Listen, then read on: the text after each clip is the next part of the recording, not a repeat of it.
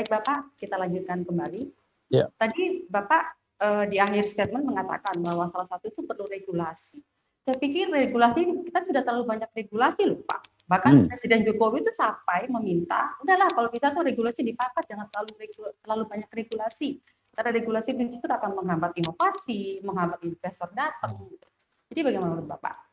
Ya, jadi terima kasih. Regulasi itu ada yang baik, ada yang buruk ya. Jadi kalau saya lihat, saya mempunyai satu pikiran bahwa tema kita keseharian berdikari di bidang itu. Saya melihat atau saya punya satu tesis bahwa ada roadmap yang harus dicapai untuk menuju ke sana. Tidak bisa kita ujuk-ujuk masuk kepada berdikari ekonomi. Berdikari pun sebenarnya tidak bisa diartikan secara absolut. Sekarang negara sudah dalam posisi interdependen, sehingga yang dinamakan berdikari sebenarnya adalah berdaulat. Saya mempunyai satu tesis, ada 3 fase untuk menuju ke sana. Fase yang pertama adalah fase gotong royong. Nah, fase gotong royong ini yang menarik karena saya kira ini adalah perwujudan daripada pasal 33 Undang-Undang Dasar 45 terutama ayat 1. Fase gotong royong ini bisa dilakukan dengan 3 hal. Yang pertama adalah gotong royong secara vertikal. Apa ini? Ini adalah satu konsep yang menurut saya sangat menarik, di mana dengan gotong royong secara vertikal ini, maka pelaku-pelaku ekonomi di tingkat lokal itu bisa dimungkinkan untuk naik kelas di tingkat nasional.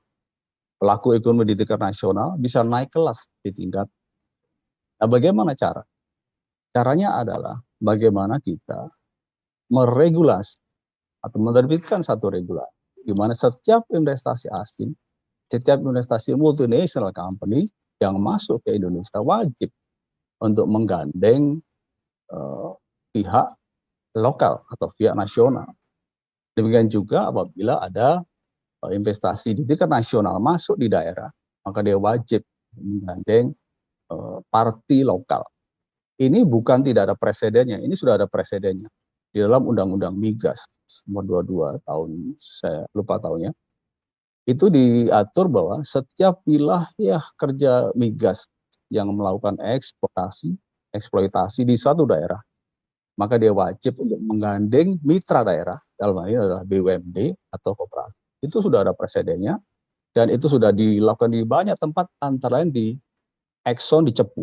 Jadi proyek minyak di Cepu itu adalah kolaborasi antara Exxon, Pertamina, kemudian 10% milik pemerintah daerah. Pemerintah daerah Jawa Timur, Jawa Tengah, Blora, dan Bojonegoro. Dengan demikian maka si kecil yang tidak punya kapasitas, baik itu kapasitas dalam modal maupun teknologi, bisa terangkat naik kelas. Nah, kalau ini diregulasi dalam bidang-bidang yang lain, maka gotong royong vertikal ini bisa menaikkan kelas pemain-pemain lokal jadi pemain-pemain yang lebih tinggi di atas. Yang kedua adalah gotong royong yang sifatnya horizontal. Gotong royong horizontal jelas adalah bentuknya koperasi. Koperasi harus bisa menjadi soko guru, bukan koperasi menjadi satu lip service belaka, bukan menjadi hiasan belaka, tetapi harus menjadi soko guru. Nah, bagaimana caranya? Kita kenal bahwa di zaman Orde Baru ada KUD di mana-mana. Tapi sepertinya KUD justru menjadi sesuatu yang cenderung disalahgunakan. Kenapa demikian? Karena nampaknya KUD pada waktu itu dibentuk secara top down. Nah, sekarang harus dibalik. Bagaimana supaya koperasi muncul secara bottom up. Bagaimana caranya? Insentif. Sebenarnya pelaku usaha itu yang diperlukan adalah insentif. Insentifnya apa? Macam-macam. Misalnya ada insentif di bidang kemudahan regulasi. Regulasi dipermudah dong. Koperasi, namanya koperasi, jangan sama dengan korporasi. Harus dipermudah.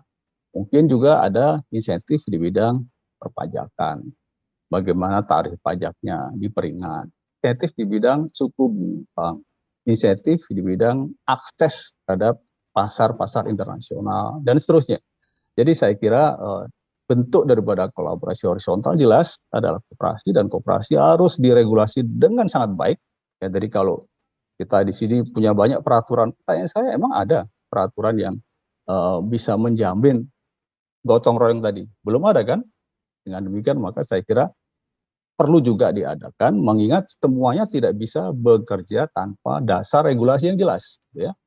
Nah yang ketiga adalah satu gotong royong yang disebut sebagai gotong royong antar stakeholder. Ada patternnya yang disebut sebagai triple helix. Ya. Triple helix tahun 95 sudah diperkenalkan, dan nampaknya itu harusnya menjadi salah satu juru sakti bagaimana ekonomi gotong royong itu diperkenalkan. Triple helix antara pemerintah, perguruan tinggi, dan dunia usaha, saya kira itu juga salah satu cara yang baik. Nah, tiga hal konsep gotong royong ini memang harus dikukuhkan, diperkuat dengan regulasi agar apa? Dari pusat sampai ke daerah punya satu bahasa, punya satu suara, punya satu cara bagaimana bangun negara. Saya kira itu.